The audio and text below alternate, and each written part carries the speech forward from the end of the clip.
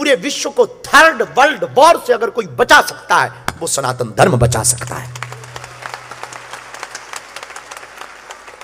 क्योंकि पूरी दुनिया वैमनस्यता में जी रही, हर देशों में युद्ध छिड़ा हुआ है, देश देश लड़ रहे हैं। बल्कि अभी अपने भारत में भी थोड़ा सा हलचल दिखाई थी ऑपरेशन सिंदूर के नाम पर। और हमें तो लगता है कि आज की कथा पहलगाम में जो घटना हुई थी वो लोगों की आत्मा के लिए समर्पित करनी चाहिए।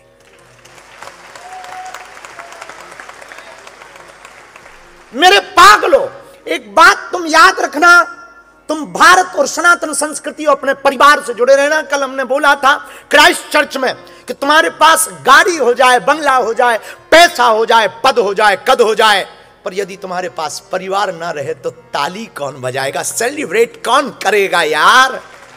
कौन सेलिब्रेट करेगा? फ्रेंड सर्कल बहुत हो, पर सेलिब्रेट तो तब करेंगे तुम्हारा बाप और तुम्हारी मां और तुम्हारा भाई तो तभी इतराएगा जब वो तुम्हारे साथ होंगे, तभी उनको खुशी होगी। इसलिए हम बीच बीच में आ जाते हैं, पर जाते तो अपने बाप के पास, हनुमान जी के पास। हम जब भी कथा करके जाते हैं उन्हीं के पास जाते। याद रखना मेरे पागलों, पैसे से ज्यादा प्रेम परिवार से करना, संस्कृति से करना। हमको एक घटना याद है, बोल देने जैसी है। एक बालक था, उसका नाम था किशोर, बहुत पढ़ा लिखा बच्चा था, उम्र रही होगी 35-36 साल। एक बार वो शादी में गया, उस शादी में उसने एक आश्चर्यचकित घटना देखी कि दो बुढ़े वृद्ध बैठे हुए थे, एक दूसरे को खाना खिला रहे थे। एक ज्यादा बूढ़ा था, एक कम। तो जो कम बूढ़ा था वो अपने हाथ से ज्यादा बूढ़े को खाना खिला रहे थे। तो वो गया, उसने पूछा कि ये कौन है? उसने कहा ये मेरा बड़ा भाई है, हम छोटे हैं, ये बड़ा भाई है, इसलिए इसको हाथ कपते हैं खाने में, इसलिए खाना खिला रहे। उसकी आंखों में आंसू आ गए, क्योंकि उसका भी बड़ा भाई था, लेकिन संपत्ति का मुकदमा चल रहा था। 20 साल से बात नहीं हो रही थी, 20 साल से रहा होगा, 16-17 साल का, तब से मुकदमा चालू हो गया। भाई भाई के प्रति प्रेम देख करके उसका दिल पिघल गया। उसने तुरंत फोन लगाया बड़े भाई को। वहां से आवाज आई, हेलो कौन? भैया मैं तुम्हारा किशोर बोल रहा हूं। बड़े भाई ने जवाब दिया, अब फोन क्यों लगाया? परसों पेशी है, कोर्ट में मिलना, वहीं बात करना। वो चुप हो गया। छोटा भाई बोला, भैया तुम हमारी जायदाद ले लो, संपत्ति ले लो, सब ले लो, मैं मुकदमा वापस लेने को तैयार हूं। बड़ा भाई बड़ा चौंका, आश्चर्यचकित बात, आज तक ऐसा हुआ नहीं। जो भाई भाई को मारने पर तैयार थे, क्या घटना घटी? और छोटा भाई किशोर कहता है, भैया तुम हमारी जायदाद ले लो, संपत्ति ले लो, मैं मुकदमा वापस लेने को तैयार हूं। बड़े भाई ने कहा, क्यों? उसने कहा, सब ले लो, बस मेरा बड़ा भाई वापस लौटा दो। मुझे अपना बड़ा भाई चाहिए, वही बड़ा भाई चाहिए जो बचपन में छोटी सी खरोंच आ जाने पर अकेला ही 10-10 से लड़ जाता था। वही बड़ा भाई चाहिए जो भरे हुए पानी में हमको पीठ पर टांग लेता था, पर पानी से बाहर ले जाता था। वही बड़ा भाई चाहिए, हमको बुखार होता था, पूरी रात गीली पट्टी सिर पे रखता था। तुम सब ले लो हमारा, बस हमें बड़ा भाई दे दो। दोनों फूट फूट के रोने लगे। वहां से भी सिसकारियों की आवाज आने लगी और उसने भी फोन से कहा, चुप रहे, ये बात तू पहले नहीं बोल सकता था, अब तू चुप हो। एक काम कर, जल्दी से घर आ, तेरी भाभी से मैं खाना बनवा रहा हूं, आज साथ में खाना खाएंगे। मेरे पागलों, बुरा ना मानना, तुम्हारा परिवार यदि तुम्हारे साथ नहीं तो तुम्हारी संपत्ति किसी काम की। तुम्हारी मां तुम्हारे साथ नहीं, तुम्हारी संपत्ति किसी काम की नहीं। और याद रखना न्यूजीलैंड वालों, तुम जीते जी बात करो, मरने के बाद मत करो। विदेश में रहने वाले लोगों की धूर्तता, मरने पे बात बहुत करते, जीते जी बहुत कम करते। ये बात शायद तुमको चुभेगी हमारी, सब लोग ऐसे नहीं है, पर ज्यादातर लोग मरने के बाद सेवा करते। जीते जी बात करो। अब एक भारत में कोई सच्ची घटना घटी तो हमको याद है कि माँ ने फोन लगाया अपने बड़े बेटे को कि बेटा मैं घर आ गई हूँ और तेरे घर पे दरवाजे का ताला क्यों लगा है। तो बेटा कहता माँ मैं अपनी पत्नी के साथ में दरअसल मैं बाहर घूमने आ गया बच्चों के साथ, 10 दिन में बाहर हूँ और तू अभी छोटे भाई के घर ही रहे। तो वो बोली बेटा मैं हर महीने की 1 तारीख को आ जाती हूँ, बंटवारा हो रखा है, छोटा भाई भी घूमने चला गया और उसने भी बाहर जाने की टिकट करवा ली और शायद निकल गया होगा और मैं बस पकड़ के शहर में आ गई हूँ और मुझे पता नहीं, मैं पढ़ी लिखी नहीं हूँ और तू भी चला गया। उधर से झल्ला कर उसने आवाज दिया हम लोग अब घूमे ही ना तुम्हारे चक्कर में, 10 दिन माँ कैसे भी करके मैनेज कर लो, 10 दिन मैनेज करो मैं फिर आता हूं। इतना कह के उसने फोन काट दिया। माँ बेचारी अकेली थी, पढ़ी लिखी तो थी नहीं, बेचारी बैठी रही दरवाजे पर। 2 रात हुई, 3 रात हुई, शहर बड़ा था, जाती कहां। एक दिन उसके प्राण पखेरु उड़ गए। दोनों भाई आए, अरे जिंदा में आ जाते तो क्या बिगड़ जाता, मरने पे आए। क्या काम की तुम्हारी संपत्ति, क्या काम की तुम्हारी पढ़ाई, क्या काम की तुम्हारी उपलब्धि, क्या काम का तुम्हारा ये परदेश, क्या काम की ये तुम्हारे पास साधनों की व्यवस्था, क्या काम की तुम्हारी उन्नति, क्या काम की तुम्हारी ये पहुंच, किस काम की तुम्हारी ये इज्जत कि मां बाप तुम्हारे साथ ना रह पाए। बड़े वो नहीं है जो बड़े बड़े लोगों के साथ बैठते हैं, बड़े तो वो हैं जो शाम को घर आकर मां बाप के साथ बैठते हैं।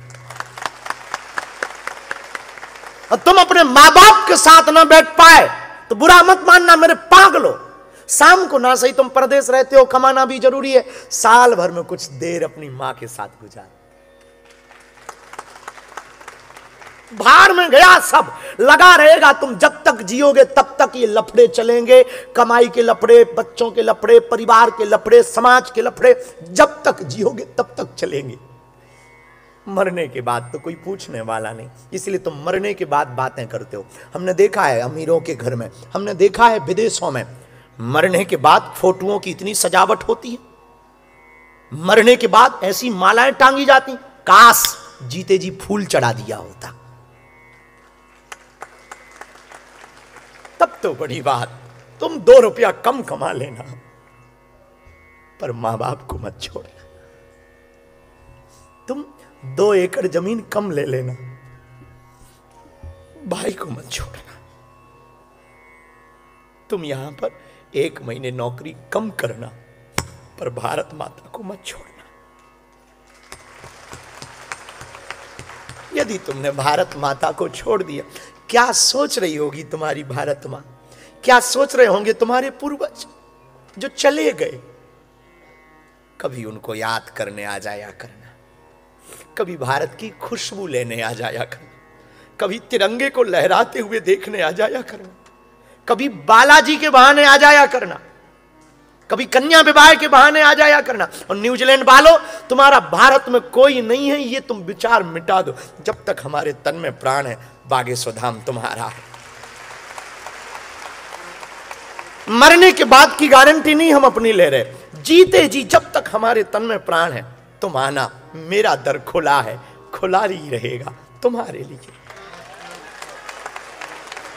चले आना, चले आना, चले आना, पर मेरे पागलो तुम जीते जी बातें करो।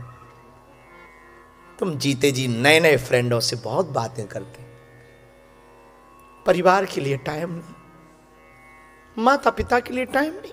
और माता पिता से तुम बातें भी करते, बड़ी रूढ़ी बातें, गाली गलौज की। हाँ ठीक है, रखो, प्राण न खाओ।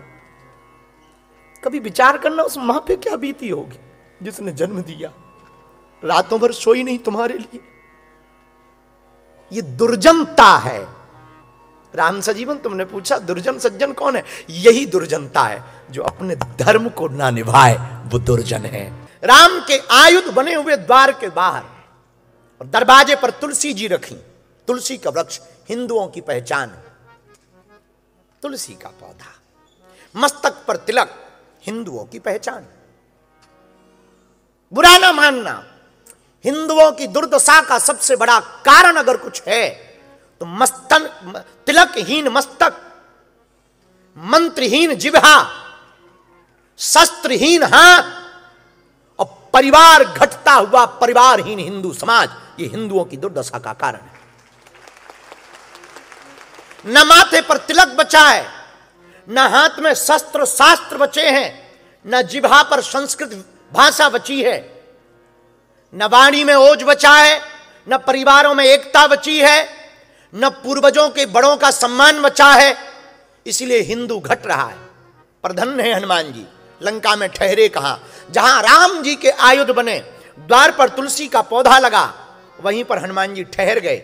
सोचने लगे ये किसका घर है? और आप भी विचार करो, लंका रावण की, राजा रावण है, रावण राम का विरोधी है, पर रावण के विरोध में भी, रावण के पक्ष में भी रहने वाला कोई राम भक्त था। और मेरे पागलों, हमने हमेशा एक बात रामचरितमानस की बोली है, रामायण के दो पात्र हैं, एक मंथरा का पात्र है, एक विभीषण का पात्र है। राम के राज्य में रह करके मंथरा सुधरी नहीं, और रावण के राज्य में रह करके विभीषण बिगड़ा नहीं। और हनुमान जी किसके द्वार पर ठहरे? जरा विचार करना। जिसके घर के बाहर राम के आयुध लगे, जहां पर तुलसी का पौधा लगा, हनुमान जी ठहर गए। लेकिन हनुमान जी ने सोचा, हो सकता हमको फंसाने के लिए किसी ने ऐसा मकान बना रखा हो। बहुत से नए नए बाबा बनते हैं, नए नए भगत बनते हैं, जरा सावधान रहना। हम तुमसे कह देते हैं, बहुत जान पहचान करके ही अपनी श्रद्धा के माथे को झुकाना, बहुत ठहर कर अपनी श्रद्धा को, बहुत ठहर करके अपने मस्तक को झुकाना। किसी को भी मत झुका लेना, वरना हो सकता तुम साधु के चक्कर में कालनेमी को प्रणाम कर बैठो, फिर बाद में भगवान से भी तुम्हारा मन उचट जाए। इसलिए मेरे पागलों, हमारी एक आदत है, हम बहुत ठहर करके चेला बनाते हैं। कई लोग फोटो भर के चक्कर में चेले बनते हैं, कई लोग सिर्फ दिखावा के चक्कर में चेले बनते हैं, कई लोग सिर्फ नाम के चक्कर में चेले बनते हैं, कई लोग सिर्फ यूज एंड थ्रो के चक्कर में चेले बनते हैं। सावधान रहना।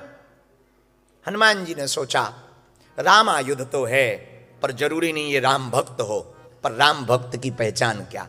विभीषण जी जागे। ते ही समय विभीषण जागा। राम भक्त की पहचान क्या? राम राम ते ही सुमरन कीना, राम राम ते ही सुमरन कीना। जिस चौपाई ने हमें सुबह से परेशान किया वो ये चौपाई थी कि हनुमान जी जब द्वार पर जग गए, विभीषण जागा। और सज्जन की पहचान जरा देखना, विभीषण जी उठकर के सबसे पहले राम राम कहते हैं। ये राम भक्त की पहचान। मेरे पागलों, हम बिगड़ गए। विभीषण से सीखो राम भक्ति। वो प्रातः काल उठते हैं तो चाय चाय नहीं चिल्लाते, राम राम। चला गया पुराना जमाना।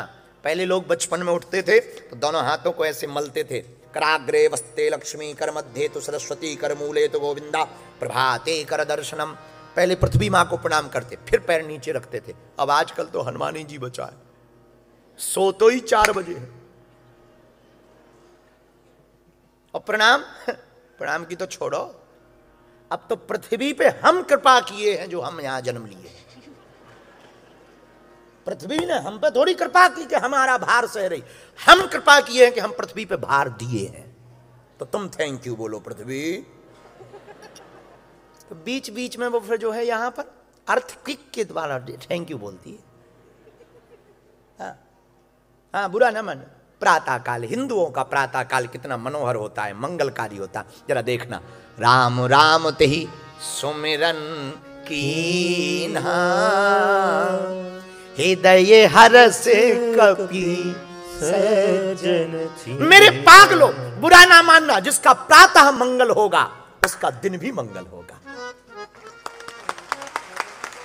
तुम्हारी सुबह की शुरुआत बेहतरीन होगी तो तुम्हारी शाम भी बहुत बेहतरीन होगी। और सुबह की शुरुआत, तुमने सुना नहीं अंग्रेजी का word, first impression is the, हाँ, सुबह की शुरुआत अगर तुम बेहतर करोगे तो तुम्हारी रात भी बेहतर करेगी। और मेरे पागलों, जब फोटो खींचती है तो तुम मुस्कुरा पड़ते हो।